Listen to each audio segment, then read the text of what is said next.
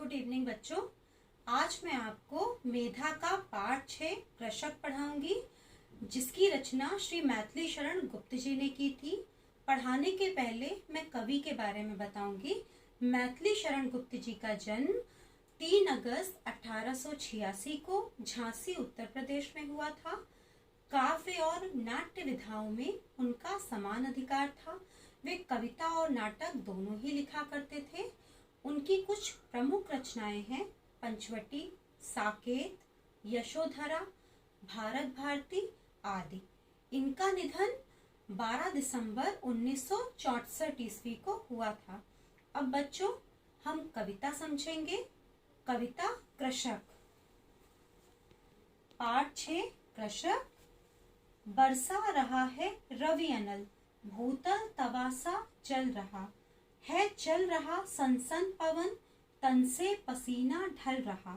देखो कृषक शोणित सुखाकर, हल तथापि चला रहे, किस लोभ से इस आंच में वे निज शरीर जला रहे। मध्याह्न उनकी स्त्रियां ले, रोटियां पहुंची वहीं, है रोटियां रूखी, खबर है शाख की उनको नहीं। संतोष से खाकर उन्हें वे काम में फिर लग गए, भरपेट भोजन पा गए तो भाग्य मानो जग गए। घनघोर वर्षा हो रही, गगन गर्जन कर रहा, घर से निकलने को कड़क कर वृक्ष वर्जन कर रहा। तो भी कृषक मैदान में करते निरंतर काम है, किस लोभ से वे आज भी लेते नहीं विश्राम है। शहर बाहर निकलना मौत है, आधी अंधेरी रात है, आह शीत कैसा पड़ रहा, थर थराता गात है। तो भी कृषक ईंधन जलाकर खेत पर हैं जागते, वह लोभ कैसा है न जिसका लोभ अब भी त्यागते। तो बच्चों इस कविता में कवि ने कृषक के श्रम का वर्णन किया है। उन्होंने ये बताया है कि कृषक यानी कि हमारा किसान किस प्रकार विपरीत परिस्थितियों से भी जूझते हुए अपने काम को कभी भी नहीं छोड़ते हैं, निरंतर वो कार्य में लगे रहते हैं। उन्होंने इस कविता में ये दर्शाया है कि किसान किस प्रकार खेतों में मेहनत करके विपरीत से विपरीत परिस्थितियों से भी जूझते हुए हमारे लिए अन्न पैदा करते हैं, अनाज उगाते हैं। तो बच्चों अब हम पंक्तियों के माध्यम से इस कविता को समझेंगे। बरसा रहा है रवि अनल, भूतल तवासा जल रहा है, चल रहा सनसन पवन, तन से पसीना ढल रहा। यानी कि बच्चों बरसा रहा है रवि यानी कि सूरज।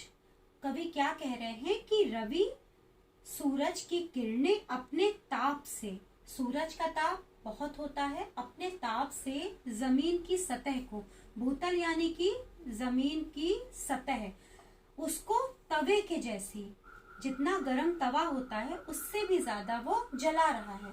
उतनी तपती गर्मी में किसान अपने रक्त को सुखाकर, शोणित का मतलब होता है बच्चों रक्त, खून।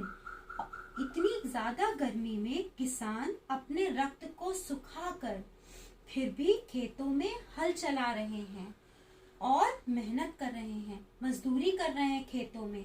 हवा सनसन चल रही है, बहुत तेज हवा चल रही है। उस हवा में उनका पसीना इतना ज्यादा निकल रहा है, लेकिन वो पसीना उस सनसन करती हवा से सूख रहा है अपने आप। किसान को ये पता भी नहीं चल रहा है कि कैसे वो इतनी तपती गर्मी में वो लगातार काम कर रहा है, उसके शरीर से पसीना निकल रहा है और हवा उसको सुखा रही है। कवि कहते हैं लेकिन ये समझ नहीं आता है कि ऐसा कौन सा लोभ है किसान को, ऐसा कौन सा लालच है कि वो बिना रुके बिना कुछ सोचे इतनी तपती गर्मी में, जबकि सामान्य मनुष्य को निकलना इतना मुश्किल है इतनी गर्मी में, तब भी वो खेत में अपने आप को इतनी तपती गर्मी में तपाकर काम कर रहे हैं। तो कवि इस चीज को ये नहीं समझ पाते हैं कि आखिर क्या लालच है किसान को, जो इतना सब होते हुए भी वो खेतों में काम पर ही लगे हुए हैं, काम कर रहे हैं। अब बच्चों मध्याह्न उनकी स्त्रियां ले, रोटियां पहुंची वहीं, है रोटियां रूखी, खबर शाख की उनको नहीं। यानी कि मध्याह्न यानी कि दोपहर में, दोपहर के समय उनकी स्त्रियां, किसानों की स्त्रियां रोटियां लेकर खेत में पहुंचती हैं। किसान रूखी सूखी रोटी, शाक मतलब सब्जी, बिना सब्जी के वो रूखी सूखी रोटियां इतने आराम से खा लेते हैं और उनको खबर भी नहीं होती है कि वो सूखी रोटियां खा रहे हैं। संतोष से खाकर उन्हें वे काम में फिर लग गए, भरपेट भोजन पा गए तो भाग्य मानो जग गए। इसके आगे कवि ये कह रहे हैं कि संतोष के साथ वो रूखी सूखी रोटी खाकर भी इतना सुकून का अनुभव करते हैं, उनको रंच मात्र भी इस बात का आभास नहीं होता है कि कैसे उन्होंने इतनी सूखी रोटियां खा ली बिना सब्जी के, और वो खुशी खुशी खाकर तृप्त हो जाते हैं और उनको ऐसा महसूस होता है कि जैसे इस खाने को खाने के बाद उनको सारे जीवन सारे जहान का सुख मिल गया हो, उनके भाग्य ही मानो जग गए हों। वो खाना खाने के बाद संतुष्ट होकर अपने काम में लग जाते हैं, उनको लगता है कि मुझे सब कुछ मिल गया। फिर घनघोर वर्षा हो रही, गगन गर्जन कर रहा, घर से निकलने को कड़क कर व्रज वर्जन कर रहा। घनघोर वर्षा यानी कि जो लगातार वर्षा हो रही है। लगातार, घनघोर का मतलब होता है लगातार बिना रुके वर्षा होना। आसमान में बादल गरज रहे हैं, घनघोर वर्षा हो रही है। बादल जो इतनी तेज से गरज रहे हैं, वो बादलों का स्वर भी बहुत डराने वाला है। गर्जन यानी कि गरजना, और व्रज वर्जन मतलब होता है कठोर, जो डरावनी आवाज होती है।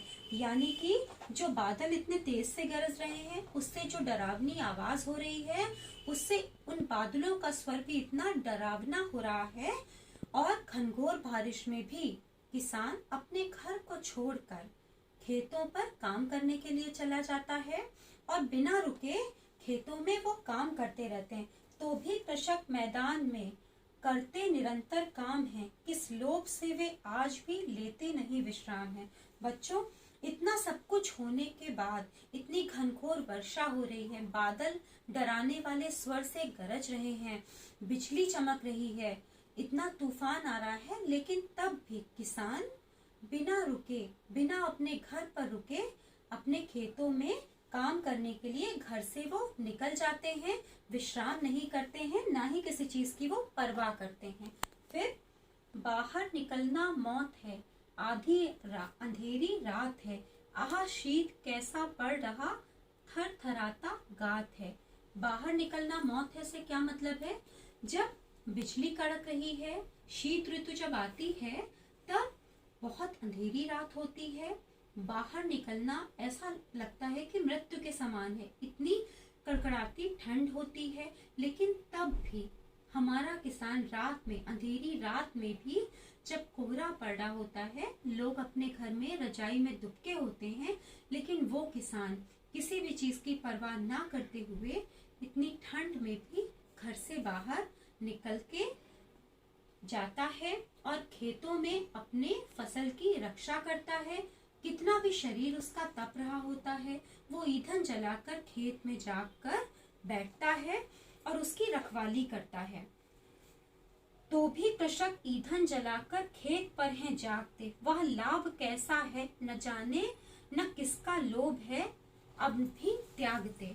तो बच्चों, इतना सब कुछ होने के बाद भी इतनी ठंड पड़ रही है, इतनी अंधेरी रात है, इतना कोहरा पड़ रहा है, जबकि लोग घर से बाहर निकलने के लिए डरते हैं, लेकिन हमारा किसान घर से बाहर निकलकर कितना भी उसको तकलीफ हो, शरीर उसका तप रहा हो या उसको ठंड लग रही हो, ईंधन जलाकर खेत में वो जाग कर बैठते हैं, अपनी फसल की रक्षा करते हैं कि कहीं ऐसा ना हो कि कोई भी पक्षी कोई भी पशु खेतों को नुकसान पहुंचाए। वो जिस तरीके से हल चलाकर खेत में अन्न उपजाते हैं, उसके बाद जब फसल पैदा होती है, उसके बाद कटने तक उसकी रक्षा करते हैं, तो वो खेत में तब तक खेत का मोह वो नहीं छोड़ पाते हैं जब तक कि फसल कट के चली नहीं जाती है। हमारा किसान तब तक रुकता नहीं है, तब तक वो दिन रात खेत में काम करते रहते हैं, अपने फसलों की रक्षा करते रहते हैं। तभी कवि ने ये बात कही है कि न जाने वो कौन सा लोभ है, न जाने वो कौन सा मोह है, जिसको चाह कर भी किसान छोड़ नहीं पाते हैं उस मोह को। चाहे कितना भी तप रहा हो, चाहे धरती तवे जैसी कितनी जल रही हो, आसमान से सूरज चाहे आग बरसा रहा हो, चाहे लू चल रही हो, चाहे कितनी भी शीत हो, कोहरा हो, बारिश हो, बादल गरज रहे हो, कोई भी परिस्थिति हो, उन सारी परिस्थितियों में जूझते हुए हमारा किसान दिन रात खेत में काम में ही लगा रहता है। उसका मन वहीं रहता है, उसको किसी भी चीज का होश नहीं रहता है। तो इस कविता में बच्चों कवि ने भारतीय कृषक के बारे में बताया है कि वो कितनी भी विषम परिस्थिति क्यों ना हो, कोई भी विपरीत परिस्थिति हो, उनसे जूझते हुए वो अपने कार्य में निरंतर लगे रहते हैं। धन्यवाद बच्चों।